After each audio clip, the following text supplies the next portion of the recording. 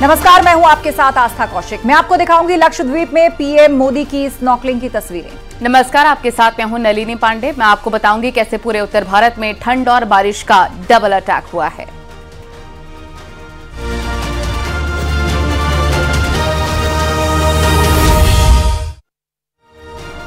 लक्षद्वीप में प्रधानमंत्री मोदी ने स्नॉर्कलिंग की, जिसकी तस्वीर उन्होंने सोशल मीडिया पर शेयर की है। और फोटो शेयर करते हुए पीएम मोदी ने लिखा, जो लोग एडवेंचर चाहते हैं उनके टूरिस्ट प्लेस की लिस्ट में लक्षद्वीप जरूर होना चाहिए। उन्होंने कहा, मैंने अपने दौरे के दौरान स्नॉर्कलिंग की कोशिश की, जो बेहद ही आनंददायक था। ये तस्वीरें सोशल मीडिया पर खूब पसंद की जा रही हैं। तो प्रधानमंत्री मोदी ने अपने स्नॉर्कलिंग के अनुभव को आनंदमय बताया और साथ ही ये तस्वीरें शेयर की, जहां अंडर वाटर भी क्या कुछ उन्होंने देखा उसकी तस्वीर भी है। और प्रधानमंत्री मोदी भी पूरा स्नॉर्कलिंग के लिए गियर्ड अप नजर आ रहे हैं। शानदार अनुभव स्नॉर्कलिंग रहा, ये प्रधानमंत्री मोदी ने लिखा। और साथ ही उन्होंने ये भी कहा कि जो लोग एडवेंचर के शौकीन हैं, अपनी ट्रैवल लिस्ट में लक्षद्वीप को जरूर ऐड करें। प्रधानमंत्री मोदी लक्षद्वीप के दौरे पर हैं और उससे जुड़ी हुई कुछ और दिलचस्प तस्वीरें सी साइड में बैठे हुए पीएम ने शेयर की हैं। समुद्र किनारे टहलते हुए बीच पर मोदी, और साथ ही स्नॉर्कलिंग अनुभव को भी उन्होंने सबके सामने रखा है।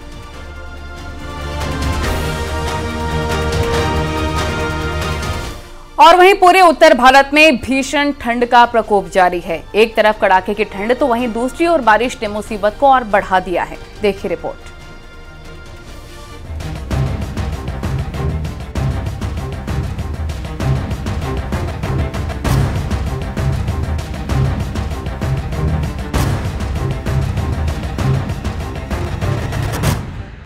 पूरा उत्तर शीतलहर की चपेट में है। नोएडा में ठंड, कोहरा और प्रदूषण का ट्रिपल अटैक जारी है। स्मॉग और फॉग के चलते सफेद चादर से पूरा शहर ढका हुआ है। प्रदूषण का स्तर 350 AQI के आसपास दर्ज हुआ है। न्यूनतम तापमान 6 से 7 डिग्री दर्ज किया गया है। जिला प्रशासन गौतम बुद्ध नगर पुलिस कमिश्नरेट की तरफ से कोहरे को लेकर अलर्ट जारी किया गया है। प्रशासन ने ठंड को देखते हुए 6 जनवरी तक नर्सरी से 8वीं तक की छुट्टी घोषित कर दी है। शीतलहर, कोहरे और प्रदूषण का ट्रिपल अटैक जारी है। दिल्ली एनसीआर में ठंड के चलते तापमान में लगातार गिरावट दर्ज की जा रही है, तो वहीं दूसरी तरफ कोहरे ने भी दस्तक दे रखी है और साथ ही प्रदूषण भी लोगों को परेशान कर रहा है। और इस समय हम नोएडा में मौजूद हैं और आपको सबसे पहले प्रदूषण की स्थिति दिखाएंगे और साथ ही कोहरे की स्थिति दिखाएंगे। आप तस्वीरें देख सकते हैं, करीब 200 से 300 मीटर दूरी की ये स्थिति है, जहां पर ये पूरी बिल्डिंग, हाई राइज बिल्डिंग जो है वो सफेद चादर से ढकी हुई है। प्रदूषण की बात करें तो एयर क्वालिटी इंडेक्स जो है वो 350 से ज्यादा नोएडा और ग्रेटर नोएडा में दर्ज किया जा रहा है। इसके अलावा अगर बात करें, शीतलहर चल रही है, लगातार तापमान में गिरावट दर्ज की जा रही है। बीते एक हफ्ते से अगर बात करें तो जो तापमान है उसमें 3 से 4 डिग्री सेल्सियस के जो है गिरावट दर्ज की गई है। न्यूनतम तापमान जो 8 से 10 रहा करता था वो 6 से 7 दर्ज किया जा रहा है। और इसके अलावा जो अधिकतम तापमान है वो 18, 19, 20 रहा करता था, जो अब 15 डिग्री सेल्सियस के आसपास दर्ज किया जा रहा है। यूपी के अधिकांश जिलों में सर्दी और कोहरे का सितम जारी है। लखनऊ में स्कूलों में यूनिफॉर्म की बाध्यता खत्म कर दी गई है। बारिश से ठंड और बढ़ गई है। ऐसे में लखनऊ के स्कूलों में यूनिफॉर्म की बाध्यता खत्म कर दी गई है। ठंड के बचाव के लिए स्टूडेंट्स किसी भी तरह के गर्म कपड़े पहन सकेंगे। बुधवार को उत्तर प्रदेश के कई जिलों में हुई बूंदाबांदी बारिश और ओलावृष्टि के चलते तापमान में गिरावट आई है। राजधानी लखनऊ में आज सुबह से ही सूर्य भगवान के दर्शन नहीं हुए हैं। तो वहीं बढ़ती ठंडक को देखते हुए जिला प्रशासन की ओर से 8वीं क्लास तक के स्कूलों को बंद करने के आदेश जारी कर दिए गए हैं। प्रशासन की ओर से जगह जगह अलाव जलाए जा रहे हैं, तो वहीं बेसहारा लोगों के लिए रैन बसेरे की व्यवस्था को और दुरुस्त किया जा रहा है। मौसम विभाग की ओर से अनुमान जताया गया है कि आने वाले कुछ दिनों तक यही असर मौसम का बना रहेगा। बारिश होगी, तापमान में गिरावट आएगी और सर्द हवाएं भी चलेंगी। राजधानी समेत पूरे उत्तर भारत में कपकपी छूटने वाली ठंड चल रही है। इस बीच मौसम विभाग ने दिल्ली में बारिश होने की संभावनाएं जताई है, जिससे राजधानी का पारा और गिरेगा। ठंड के चलते लोगों की परेशानियां बढ़ गई हैं। कई शहरों में तो घना कोहरा छाया है, जिससे विजिबिलिटी भी काफी कम हो गई है।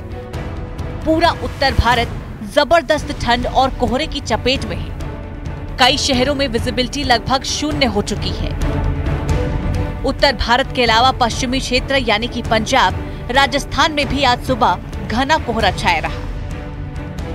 मौसम विभाग ने आज और कल कई राज्यों में बारिश की आशंका जताई है, जिससे ठंड बढ़ सकती है। घने कोहरे की वजह से कई ट्रेनें देरी से चल रही हैं, जिसके चलते यात्रियों को भारी परेशानी का सामना करना पड़ रहा है। Bureau report, news 18। एक वीडियो के कारण सचिन और सीमा एक बार फिर से सोशल मीडिया पर चर्चा में है। इस वीडियो में सचिन ने खुद को पाकिस्तान का दामाद बताया है। वीडियो में सचिन और सीमा की जबरदस्त केमिस्ट्री भी देखने को मिल रही है। कि पाकिस्तान का तो मैं दामाद लगता ही हूँ, बिल्कुल, और जीजा भी लगता हूँ पाकिस्तानियों का सबका, बिल्कुल। सीमा और सचिन एक बार फिर चर्चा में है। सोशल मीडिया में दोनों की जमकर चर्चा हो रही है। इसकी बड़ी वजह है सीमा हैदर की गुड न्यूज। दरअसल सीमा हैदर और सचिन के घर नन्हा मेहमान आने वाला है, जिसको लेकर दोनों बहुत खुश है। इसी बीच सोशल मीडिया में सचिन और सीमा का एक और वीडियो जमकर वायरल हो रहा है, जिसमें सचिन खुद को पाकिस्तान का दामाद और जीजा बता रहे हैं। दोनों का फनी वीडियो सोशल मीडिया पर काफी पसंद किया जा रहा है। सीमा हैदर के आधिकारिक इंस्टाग्राम हैंडल से ये वीडियो शेयर किया गया है। वीडियो में सीमा मांग में सिंदूर के साथ नजर आ रही है। वीडियो में पहले सचिन कहते हैं कि पाकिस्तान का तो मैं दामाद लगता ही हूँ, बिल्कुल, और जीजा भी लगता हूँ पाकिस्तानियों का सबका, बिल्कुल। पाकिस्तान का तो मैं दामाद लगता ही हूँ और सभी पाकिस्तानियों का जीजा भी लगता हूँ। इस पर सीमा जवाब देती है, हाँ बिल्कुल। फिर सचिन कहता है कि उसको शर्म नहीं आती है कि वो अपने सगे जीजा को उल्टा सीधा बोलते हैं। सीमा जवाब देती है कि अली रजा, ये सिर्फ तुम्हारे लिए। सचिन अली रजा नामक यूजर से कहता है कि हाँ दोस्त, आप ही बताओ कि आपको शर्म नहीं आती है।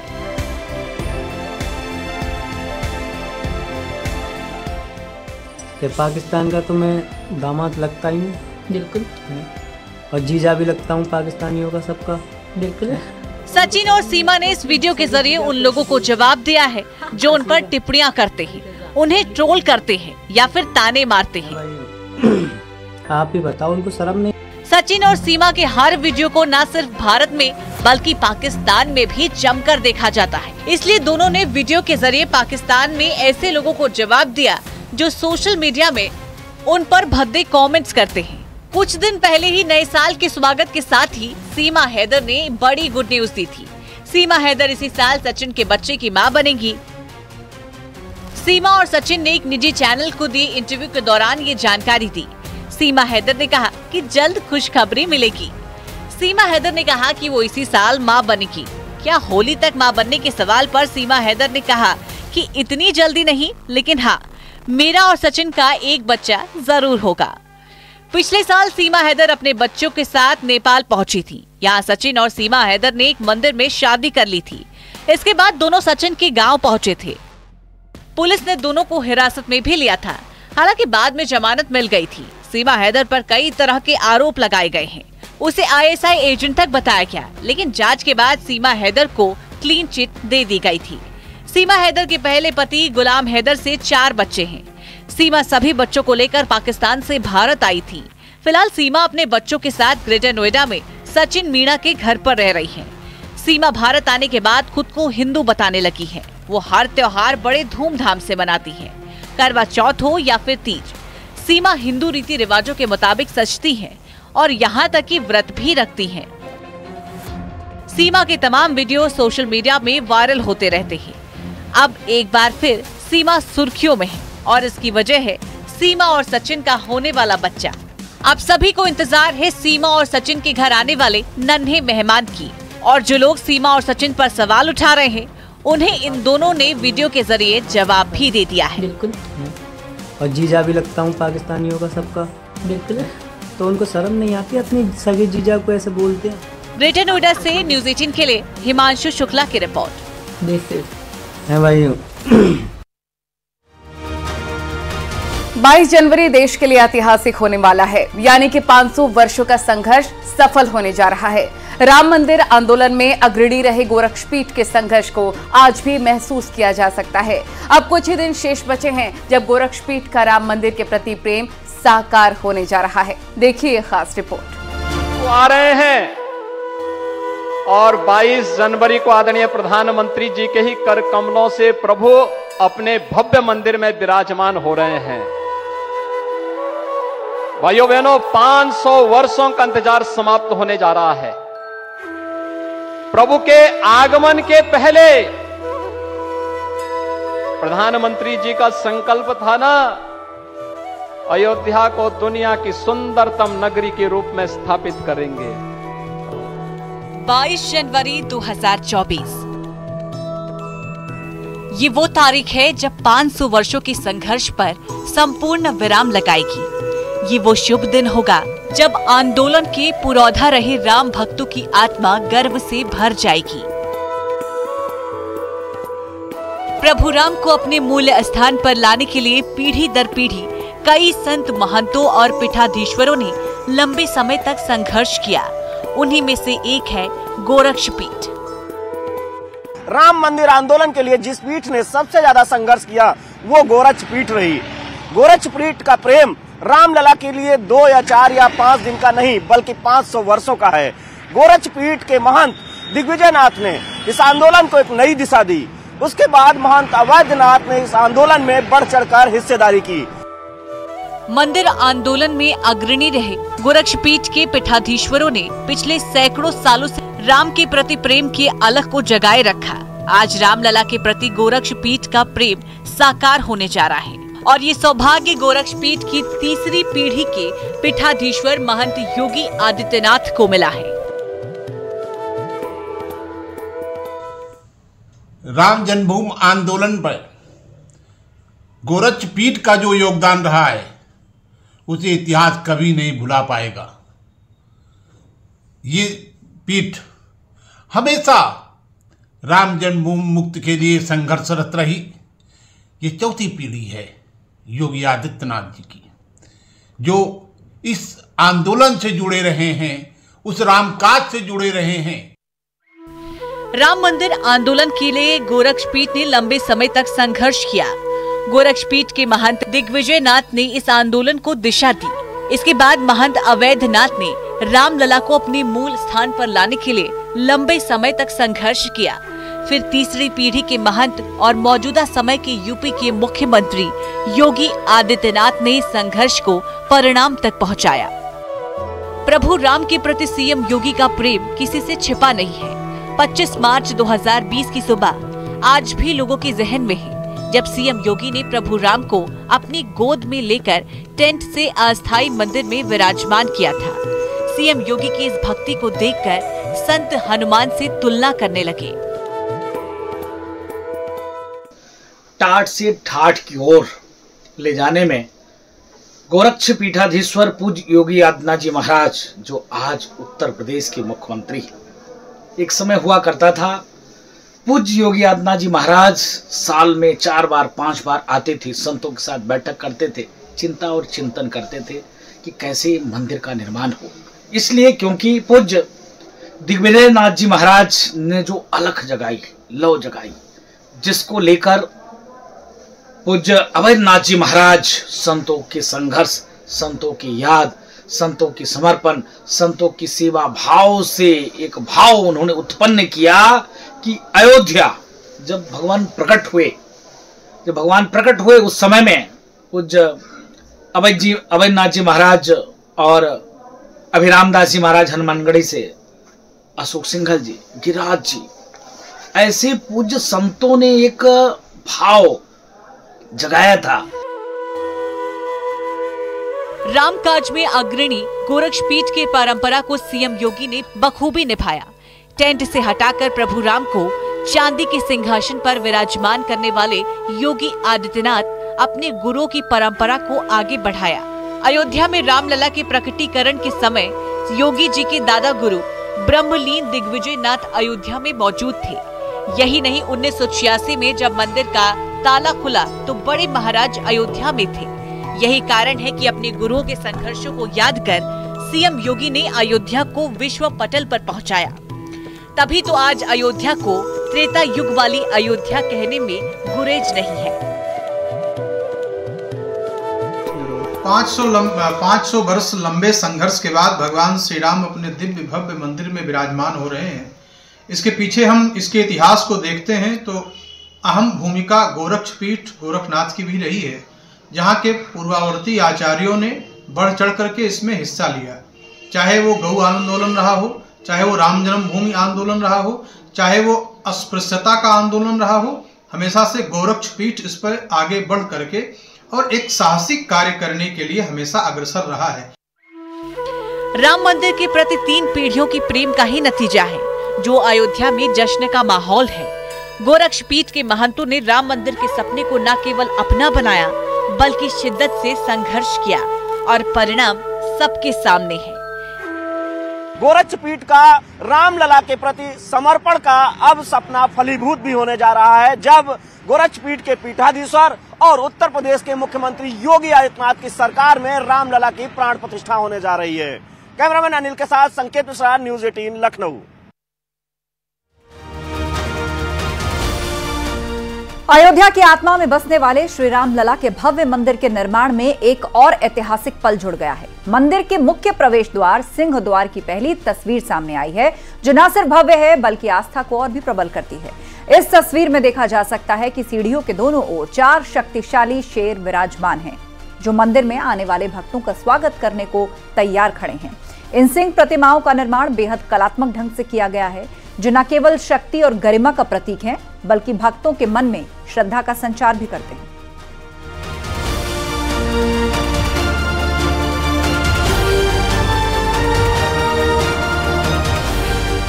भगवान श्री राम की नगरी अयोध्या जा रहे विशाल अगरबत्ती रथ का आज उदयपुर में भव्य स्वागत हुआ। बड़ोदरा में श्री राम मंदिर में प्रज्वलित होने वाले 108 फीट की विशाल अगरबत्ती अयोध्या जा रही है। इसका जगह जगह पर राम भक्त पूरी आस्था के साथ पूजन कर रहे हैं। इसी कड़ी में आज विशाल अगरबत्ती का रथ उदयपुर पहुंचा, जहां बड़ी संख्या में लोगों ने अगरबत्ती के दर्शन किए और पूजा अर्चना की।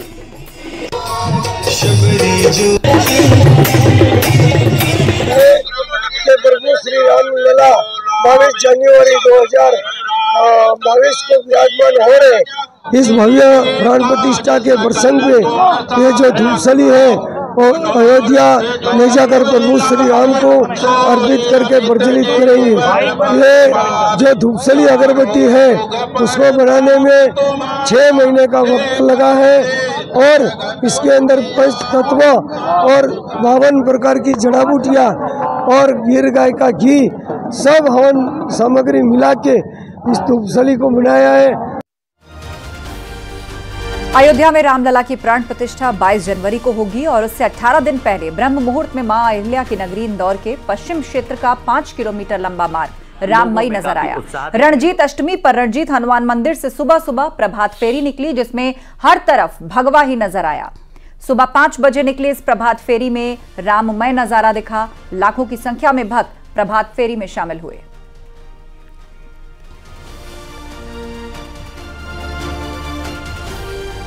खबर अयोध्या से ही, जहां भगवान रामलला के प्राण प्रतिष्ठा पर आमंत्रण पत्र को अब राम मंदिर ट्रस्ट के द्वारा वितरित किया जा रहा है, जिसमें विश्व हिंदू परिषद के प्रांतीय मीडिया प्रभारी स्वयं राम मंदिर ट्रस्ट की तरफ से आमंत्रण पत्र लेकर मठ मंदिरों में जाया जा रहा है। लगभग 280 मठ मंदिर और संत समाज को अयोध्या में आमंत्रण पत्र वितरित किए गए हैं। अयोध्या पर्व को लेकर न्यूज 18 की महाकवरेज लगातार जारी है। न्यूज 18 पर पहली बार भगवान रामलला के आमंत्रण पत्र के प्रारूप को भी देखा जा रहा है। रामलला के प्राण प्रतिष्ठा के आमंत्रण पत्र में राम मंदिर आंदोलन में शामिल महापुरुषों को भी याद किया गया है। आमंत्रण पत्र में अभिराम दास, परमहंस दास, गोरक्षपीठाधीश्वर, अवैधनाथ, रामदेव महाराज जैसे महापुरुषों की स्मृति में पुस्तिका भी मौजूद है। पूज्य संतों को निमंत्रित करने का दायित्व जो है प्रत्येक प्रांत में लोगों को सौंपा गया है। इसी क्रम में चूंकि अयोध्या नगरी, जहां श्री रामलला साक्षात विराजमान है, उनकी प्राण प्रतिष्ठा होने वाली है और इसको लेकर हमारे यहाँ जो पूज्य संत हैं, धर्माचार्य हैं, उन्होंने सदैव संघर्ष किया और इस आंदोलन को अपना संरक्षण प्रदान किया। तो उनके मठ मंदिरों में जाने का हमें सौभाग्य प्राप्त हुआ है, उनको निमंत्रित। अयोध्या में रामलला के 22 जनवरी को होने वाले प्राण प्रतिष्ठा समारोह की तैयारियों के बीच हर कोई मंदिर निर्माण में बढ़ चढ़कर अपना योगदान देना चाहता है। बिहार से बड़ी संख्या में किन्नर समाज श्री राम मंदिर में विग्रह प्रतिष्ठा का शुभ शगुन लेकर जाएगा। सबसे बड़ी बात है कि राम सबके पूजनीय है, चाहे वो कोई पुरुष हो, कोई औरत हो या फिर किन्नर समुदाय हो। और किन्नर समुदाय को राम जी से स्पेशली तौर पे वरदान प्राप्त हुआ था जो वनवास के टाइम पे। तो राम तो हमारे पूजनीय हैं और हम चाहते थे कि जो 500 साल से टेंट में विराजमान थे अब वो मंदिर में प्रस्थान करें। तो हम सबकी भी भागीदारी उतनी ही होनी चाहिए जितनी आप सबकी है। 22 तारीख को अयोध्या में होने जा रहे भगवान राम मंदिर की प्राण प्रतिष्ठा को लेकर आज राजस्थान के माउंट आबू में काफी उत्साह देखने को मिला। माउंट आबू के शक्ति माता मंदिर पर अक्षत यात्रा रथ पहुंचा, जहां मंदिर में पूजा अर्चना के साथ भव्य शोभा यात्रा निकाली गई, जो माउंट आबू के मुख्य मार्ग के बाजारों से होते हुए श्री रघुनाथ जी मंदिर में पहुंची, जहां रथ यात्रा का जगह जगह भव्य स्वागत भी किया गया।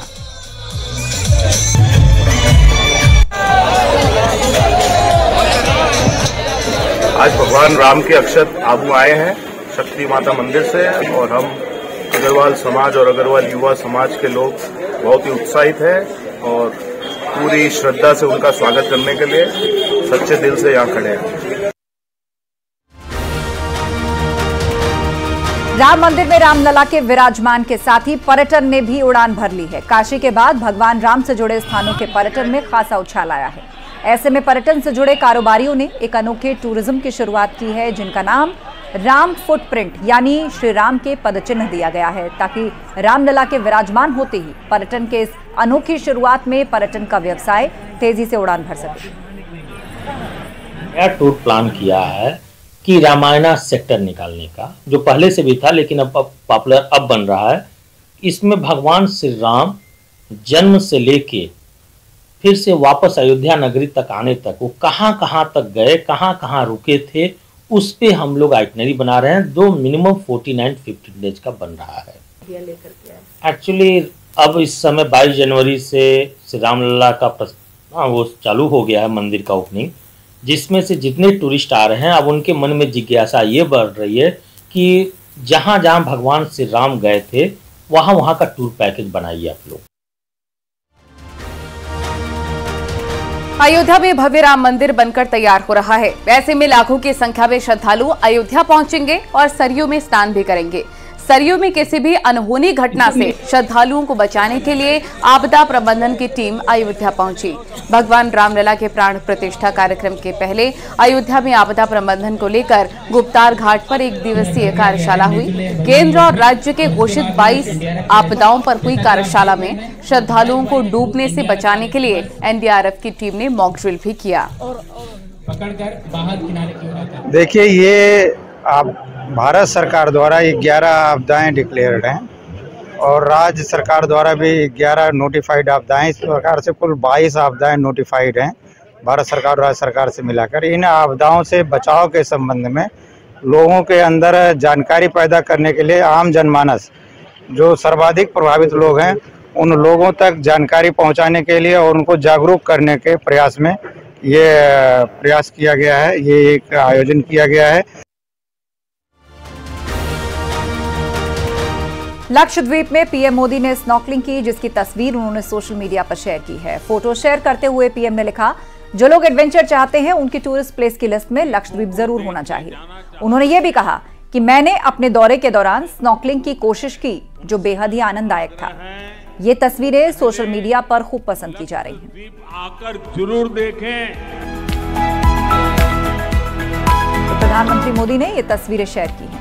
लक्षद्वीप की सुंदरता को शब्दों में समेटना बहुत मुश्किल है।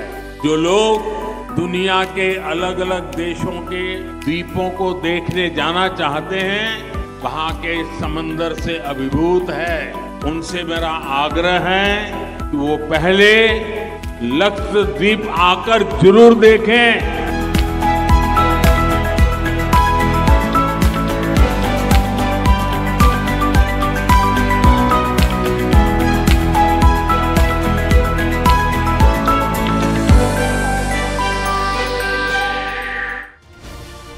और यहाँ वक्त हो गया एक छोटे से ब्रेक का। खबरें लगातार जारी हैं।